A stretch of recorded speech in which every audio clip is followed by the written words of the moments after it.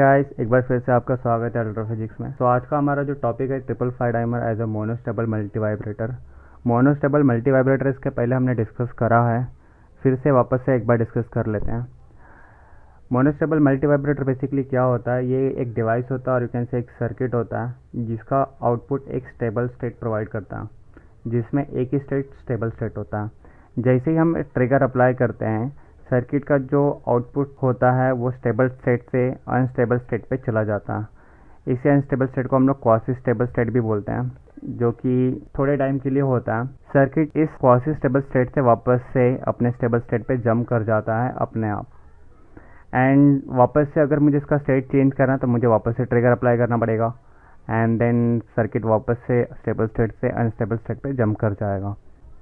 Monostable का मतलब है सिंगल स्टेबल स्टेट, ओके, जिसमें यहाँ पे हमने देखा है 0 स्टेबल स्टेट है, 1 जो है वो क्वासी स्टेबल स्टेट है। तो चलिए इसका सर्किट डायग्राम देख लेते हैं। Five timer as a monostable multivibrator का सर्किट डायग्राम आपके सामने कुछ इस तरीके से है। आपको करना क्या है, पिन नंबर 8 को एक रजिस्टर के थ्रू पिन नंबर 7 से कनेक्ट करना, जो कि हमारा डिस्चार्ज पिन है। देन डिस्चार्ज पिन को पिन नंबर 6 से शॉर्ट करके आपको कैपेसिटर के थ्रू ग्राउंड कर देना है। पिन नंबर 5 जो है वो कंट्रोल पिन है हमारा, जो कि हम लोग यूज़ नहीं कर रहे हैं, तो इसको हम लोग कैपेसिटर के थ्रू पिन नंबर 1 के साथ ग्राउंड कर देंगे। ये जो कनेक्शन है ये कॉमन कनेक्शन है, आपको ट्रिपल फाइव टाइमर के जितने भी एप्लीकेशंस हैं उसमें ये कनेक्शन आपको कॉमन मिलेगा। इस कैपेसिटर का बेसिकली काम क्या होता है कि आउटपुट में जो थोड़ा सा स्पाइक जनरेट होता है उसको मिनिमाइज़ करने के लिए किया जाता है। पिन नंबर 4 जो है वो रीसेट पिन है। इसमें हमें जब भी ट्रिपल फाइव टाइमर को रीसेट करना होता है तो हम लो वोल्टेज अप्लाई करते हैं, in the sense ground basically कर देते हैं।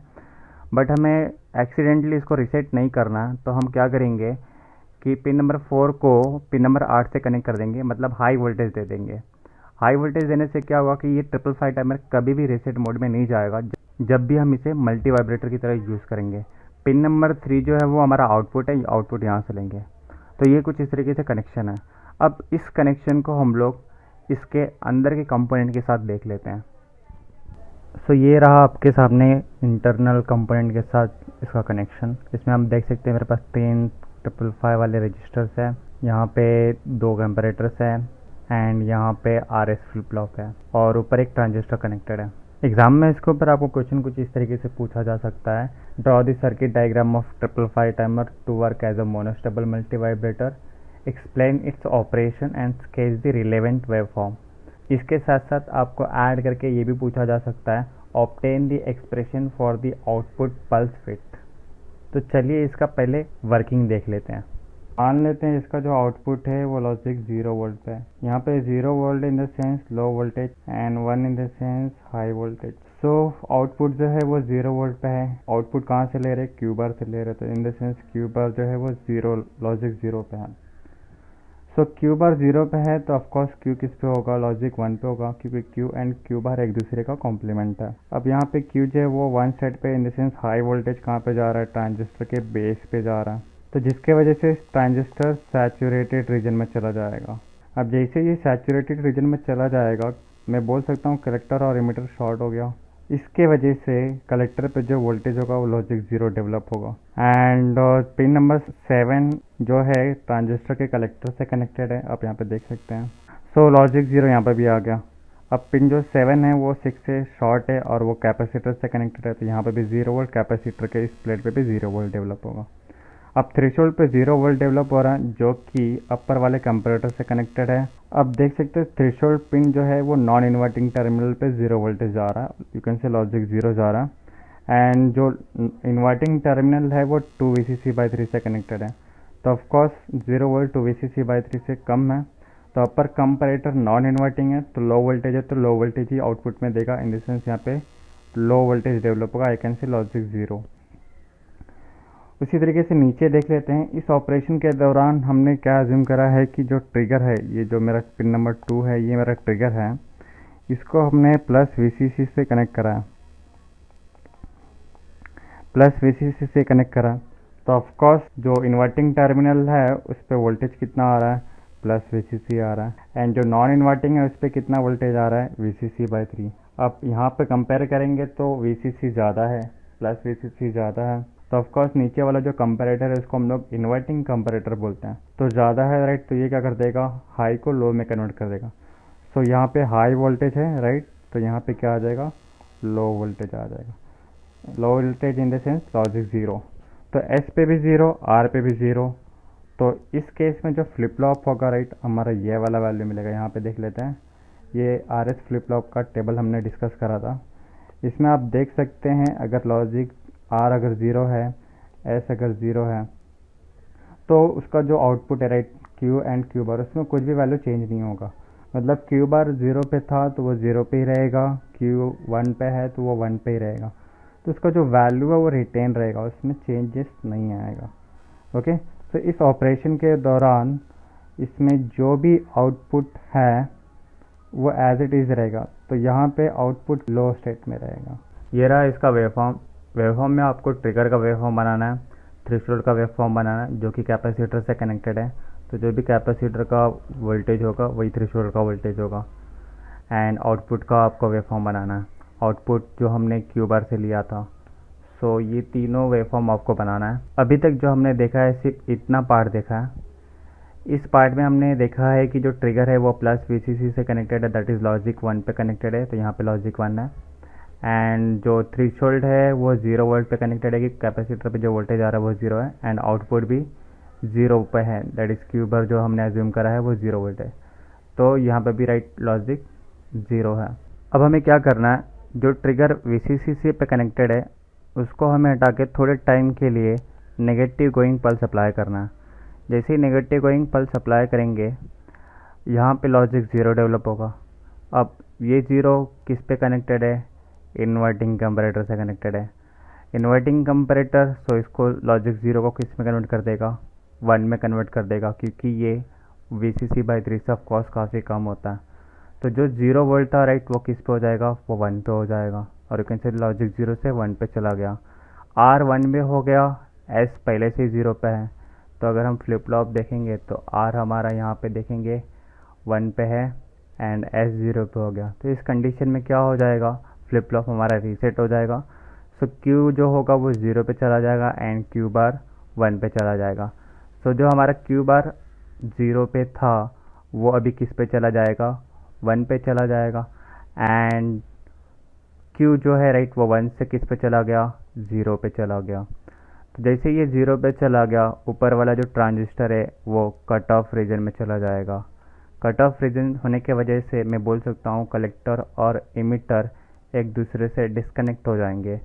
आई कैन से दैट ये वाला जो पार्ट है डिस्कनेक्ट हो गया।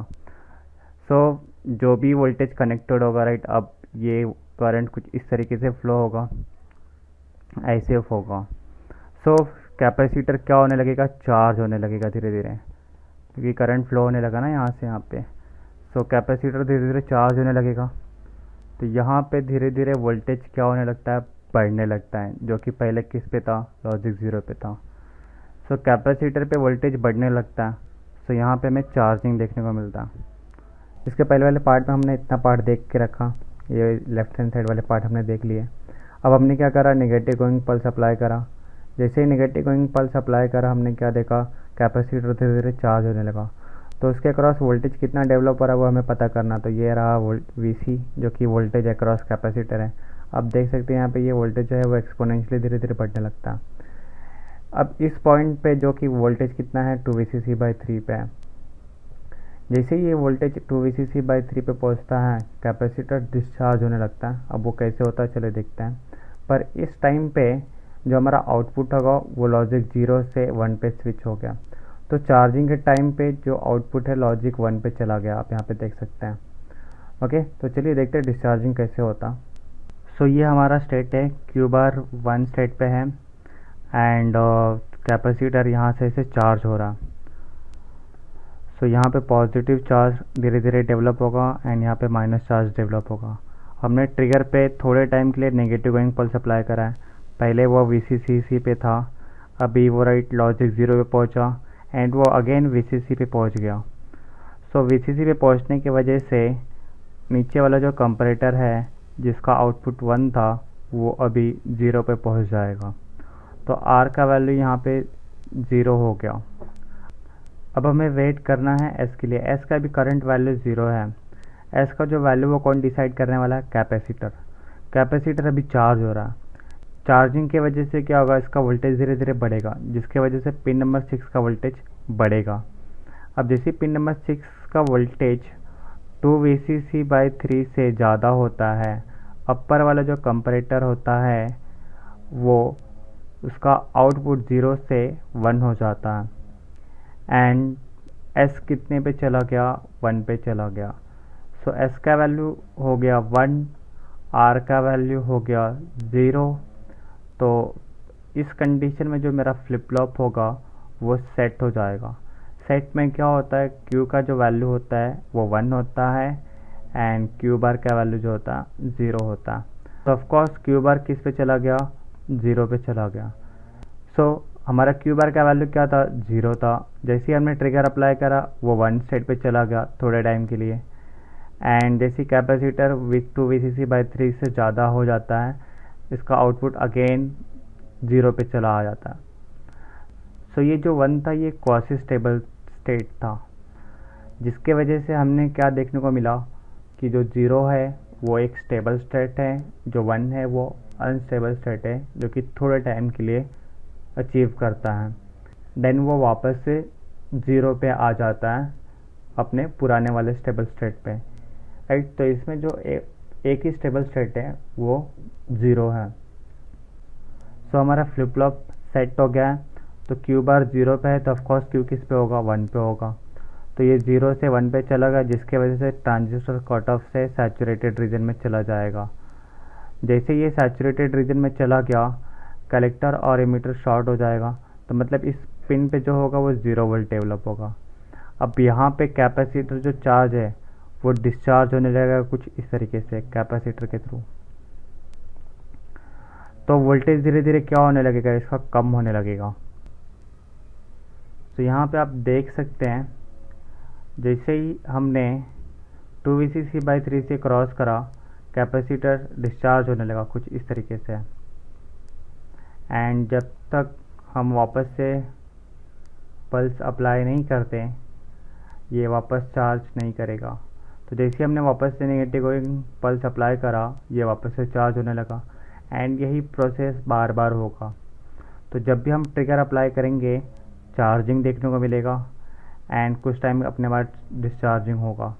वापस से हम ट्रिगर अप्लाई करेंगे तो वापस से चार्जिंग देखने को मिलेगा एंड कुछ टाइम के बाद वो डिस्चार्ज हो जाएगा। तो जैसे ही हम ट्रिगर अप्लाई कर रहे हैं हमने क्या देखा, आउटपुट जो है वो लॉजिक 0 से 1 स्टेट पर चला गया। अब ये 1 स्टेट से 0 अपने आप आ रहा है, इसके लिए ट्रिगर अप्लाई करने की ज़रूरत नहीं पड़ रही है। तो मैं बोल सकता हूँ जो ये 1 है ये क्वासी स्टेबल स्टेट है जो कि 0 पे अपने आप स्विच हो रहा है, इसके लिए हमें ट्रिगर की ज़रूरत नहीं पड़ रही है। ओके, तो ये है इसका वेव फॉर्म। सो हमने अभी करना क्या है, हमने W का एक्सप्रेशन डिराइव करना है। जो हमने आउटपुट में क्वासी स्टेबल स्टेट देखा उसका विड्थ कितना है वो डिराइव करना है। हमने क्या देखा, कैपेसिटर जो C है वो चार्ज हो रहा है थ्रू रजिस्टर R1। अब R1C जो है हमारा वो टाइम कॉन्स्टेंट है, ये जितना ज़्यादा बड़ा होगा उतना ही कैपेसिटर टाइम लेगा चार्ज होने के लिए। So I can say that capacitor voltage जो होगा वो रीच करने के लिए बहुत टाइम लेगा 2 VCC/3। अगर ज़्यादा टाइम ले रहा है चार्ज होने के लिए तो 2 VCC/3 को रीच करने के लिए भी ज़्यादा टाइम लेगा। सो R1C जो है वो विड्थ को कंट्रोल करता है, जो भी क्वासी स्टेबल का जो विड्थ है उसको कंट्रोल करता है। सो हमने RC नेटवर्क में बेसिक स्विच इक्वेशन देखा है, बेसिकली ये वाला इक्वेशन। अगर आपने नहीं देखा तो कोई टेंशन लेने की बात नहीं है, अभी के लिए फ़िलहाल इस इक्वेशन को याद रख लेते हैं। आने वाले कभी वीडियो में मैं इसको डिस्कस करूँगा कैसे डिराइव किया गया है। जहाँ पे VI जो है वो इनिशियल कैपेसिटर वोल्टेज है, हमने यहाँ पे क्या देखा था, इनिशियल कैपेसिटर वोल्टेज था वो 0 वोल्ट था। VF जो है वो टारगेट कैपेसिटर वोल्टेज है, जो हमने कैपेसिटर को R1 के थ्रू कनेक्ट किया है वो बेसिकली VCC के थ्रू कनेक्ट किया है। तो टारगेट जो वोल्टेज होगा वो VCC होगा। VC जो है वो कैपेसिटर वोल्टेज है एट टाइम T पे। तो जो भी टाइम हम लोग इंक्लूड करेंगे उस टाइम पे जो भी कैपेसिटर का वोल्टेज होगा वो हम लोग इंक्लूड करेंगे। सो हमने यहाँ पे करना क्या है, हमने W डिराइव करना, that is quasi stable state का विड्थ डिराइव करना। तो यहाँ पे देख सकते हैं हमारा क्वासी स्टेबल यहाँ पे। सो यहाँ पे देख सकते हैं ये जो हमारा विड्थ है इसको डिराइव करना है। सो जब t का वैल्यू w हो जाए राइट, तो उस टाइम पे क्या होगा, ये वाला जो पॉइंट है राइट, इससे देखिए आप यहाँ पे ये जो कैपेसिटर है इसके अक्रॉस जो वोल्टेज है वो कितना कनेक्टेड है, 2 VCC/3 से कनेक्टेड है। सो जब भी t is equal to W हो जाएगा तो कैपेसिटर पे जो वोल्टेज होगा वो 2 VCC/3 होगा, आप इतना ध्यान में रखिए। ओके, सो हमने क्या करना है, when t is equal to W, so जो कैपेसिटर पे वोल्टेज होगा वो 2 VCC/3 हो जाएगा।